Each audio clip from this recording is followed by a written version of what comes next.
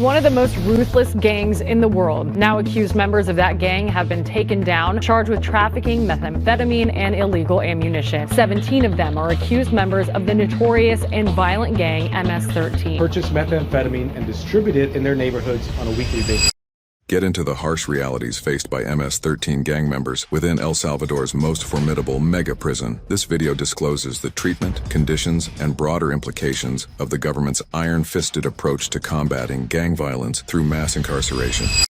Where, back in February, the president announced he was moving thousands of high-ranking gang members to the country's new so-called mega jail. Overview of El Salvador's mega prison. In El Salvador, a formidable structure rises, embodying President Nayib Bukele's stern resolve against the relentless curse of gang violence that has long plagued the nation. This structure is not merely a building, it's a massive declaration of war against the gangs, particularly Ms13. Dubbed the Terrorism Confinement Center, this mega prison represents the centerpiece of Bukele's strategy, a tangible, unyielding fortress intended to incarcerate and isolate the most dangerous criminals from society. Spanning a vast expanse, the mega prison boasts the capacity to hold up to 40,000 inmates. Designed with security as the paramount concern, it features a daunting array of surveillance measures, including an extensive network of CCTV cameras and numerous watchtowers manned by heavily armed guards. The architectural blueprint reveals a layout meticulously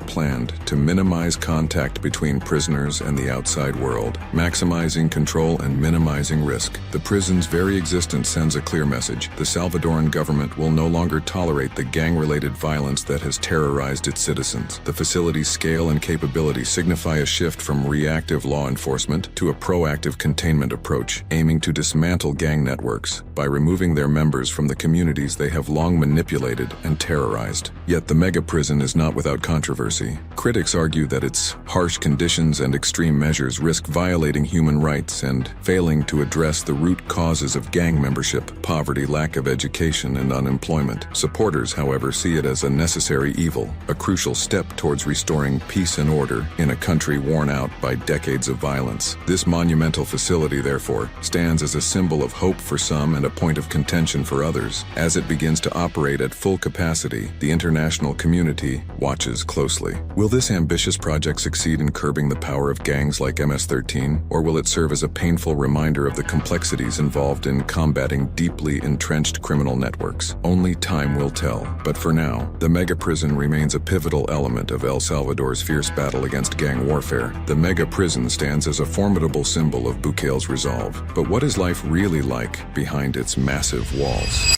Conditions at Secot could become inhumane and degrading because no one has access to that prison. No lawyers, no ombudsman, not even the media can enter and verify the conditions inside. Conditions inside the mega prison. Within the imposing walls of El Salvador's mega prison, the living quarters reflect the facility's purpose: containment at all costs. Each cell measures a mere 0.58 square meters per inmate, a figure glaringly undersized when juxtaposed against the International Committee of the Red Cross's recommendation of 3.4 square meters in shared cells. These cramped conditions not only challenge basic human dignity, but also raise serious concerns about the potential for human rights violations. The daily life of an inmate in this mega prison is rigorously structured and heavily restricted. The routine is designed to minimize violence and gang interaction, with strict schedules governing all activities from waking to lights out. Meals are delivered to cells to avoid congregation, and recreational activities are severely limited, often taking place in small enclosed areas under strict supervision. The absence of communal spaces reduces the risk of violence, but at a significant cost to social interaction, which is essential for mental health. Work programs, which might typically offer some respite from the monotony of prison life, are notably absent here. Instead, the focus is entirely on security and confinement, leaving inmates with little to occupy their time or skills. This approach, while perhaps effective in maintaining order, does little to prepare inmates for eventual reintegration into society, raising questions about the long-term objectives of such a penal strategy. Medical care is limited, with facilities overwhelmed by the large inmate population and the complex needs arising from high-stress confinement conditions. Reports of neglect are rife, and the mental health implications are profound. Inmates face a daily struggle not just against the physical constraints of their environment, but against the psychological toll of isolation, uncertainty,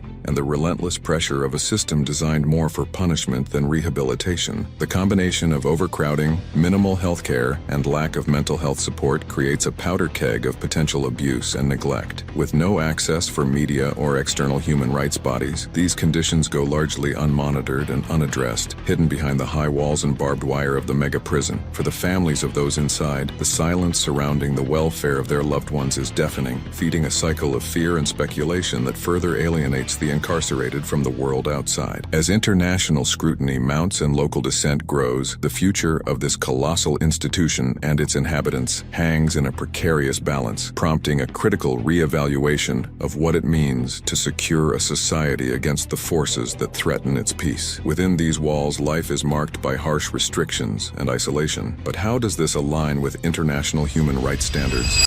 We know that more than 150 people died in the whole country, in different prisons of the whole country during this last year, many of them because of torture, beatings, general violence against them, and lack of medical treatment. So, of course, this is a huge concern for human rights organizations. Legal and human rights perspectives. The legal mechanisms underpinning the mass incarceration of Ms13 members in El Salvador's mega prison raise profound concerns about the observance of due process. The use of emergency powers enacted by President Bukele in response to escalating gang violence has significantly altered the traditional arrest and trial processes. These powers allow for the detention of individuals without immediate charges, delaying access to legal representation and, in many cases, bypassing the judicial oversight typically required for such arrests. Critically, these emergency measures have curtailed the rights of the accused, leaving them in a precarious legal limbo. Many detainees have been held without the opportunity to contest their detention in a court of law, leading to accusations of arbitrary detention, a severe violation of international human rights norms. Moreover, the expedited processes have been criticized for not allowing adequate time or resources for defense, effectively undermining the principle of innocent until proven guilty. International human rights organizations have been vocal in their critique. Groups such as Human Rights Watch and Amnesty International have condemned the conditions within the mega prison, highlighting overcrowding, inadequate health care, and the use of solitary confinement as punitive measures without proper legal justification. Reports suggest a disturbing lack of accountability within the prison system, where allegations of abuse and neglect are frequently met with silence or dismissal by authorities. The global community's response has been one of concern and condemnation. The United Nations has expressed alarm at the reports of human rights abuses emanating from within the walls of the mega prison.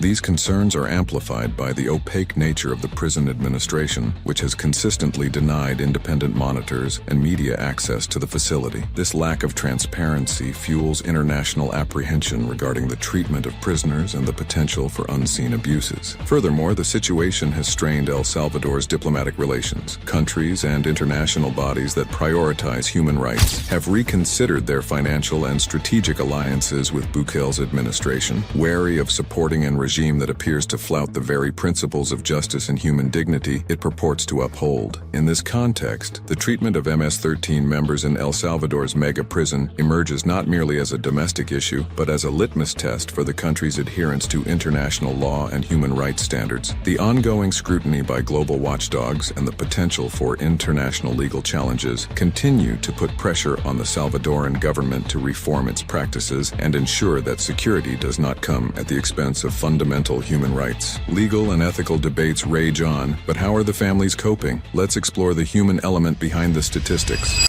I'm really hurt by what's happening in El Salvador. If only I could leave with my family. What we're going through isn't fair. They've destroyed my family. Impact on gang members and their families. The unprecedented incarceration of thousands of Ms13 members in El Salvador's mega prison raises critical questions about its impact on the gang's internal structure and operations. Initially, it might seem that such mass detention would dismantle the gang's hierarchy and cripple its activities. However, historical evidence suggests that gangs often adapt, with imprisoned leaders continuing to exert influence both inside and outside the prison walls through messages and directives passed to followers. Within the prison, the gang's hierarchy may reconfigure rather than dissolve. Leaders and influential members can consolidate power, controlling and organizing activities within the facility, potentially increasing their hold over other inmates. This consolidation can lead to more structured and disciplined operations, as leaders use their incarceration as a tool to command loyalty and respect effect. The impact on the families of those incarcerated is profound and multifaceted. Many families of MS-13 members live in constant fear and uncertainty, not only about the well-being of their incarcerated loved ones, but also about their own safety from both gang retaliation and community stigma. The emotional and financial strain can be overwhelming, as many inmates were primary breadwinners. Families often face societal ostracism, making it challenging to access support systems or integrate into communities that view them with suspicion or outright hostility. The long-term prospects for social reintegration of released or paroled gang members are bleak. The stigma of gang affiliation and a criminal record complicates efforts to find employment, secure housing, and rebuild lives. The absence of rehabilitation and reintegration programs further diminishes their chances of successful reentry into society. Without opportunities for education and vocational training, many may find themselves trapped in a cycle of poverty and crime, with few alternatives but to return to gang life. Moreover, the societal impact of treating gang members with unyielding harshness can reinforce cycles of violence and retaliation rather than resolve them. The conditions and treatment within the prison system can harden inmates, embedding a deeper sense of injustice and resentment against societal structures. This psychological impact can lead to intensified gang loyalty and a higher propensity for violence upon release. The narrative surrounding these incarcerated gang members and their families paints a complex portrait of despair and resilience. Interviews with family members reveal a mixed landscape of grief and hopelessness, interwoven with a desperate plea for fairness and a second chance for their loved ones. For example, Maria, whose son was swept up in a raid, despite tenuous connections to MS-13, speaks of the pain of watching her young son guide a system more interested in punitive measures than justice or rehabilitation. These personal stories highlight the human aspect behind the headlines and statistics, bringing to light the broader implications of El Salvador's current policies on its citizens. As the mega prison continues to operate, the critical issue remains whether this approach will lead to meaningful decreases in gang activity or simply perpetuate a legacy of brutality and disenfranchisement. Without significant efforts towards rehabilitation and reintegration, the mega prison may end up not as a solution, but as a symbol of missed opportunities to address the root causes of gang proliferation and violence in El Salvador. Understanding the personal toll on families, we now confront the broader ethical and societal implications of El Salvador's punitive approach. So the strategy in El Salvador seems to be first they arrest, then they tweet about it, and then eventually in the future they might investigate these people. This is exactly the opposite of what has to be done under the rule of law and their basic principles. Ethical and long-term implications. The ethical quandaries posed by mass incarceration in El Salvador, particularly in its mega prison, stir significant debate. This strategy, central to President Nayib Bukele's campaign against gangs, primarily MS-13, raises profound ethical questions. Critics argue that such blanket incarcerations without adequate due process violate fundamental human rights principles and potentially ensnare individuals with marginal or no gang affiliations. The long-term societal effects of these punitive measures are equally concerning. While initially crime rates have plummeted, the impact on the societal fabric might be detrimental. The mass removal of thousands of young men from communities disrupts social and family structures, potentially leaving a void that could foster the next generation of gang membership among disenfranchised youth. Furthermore,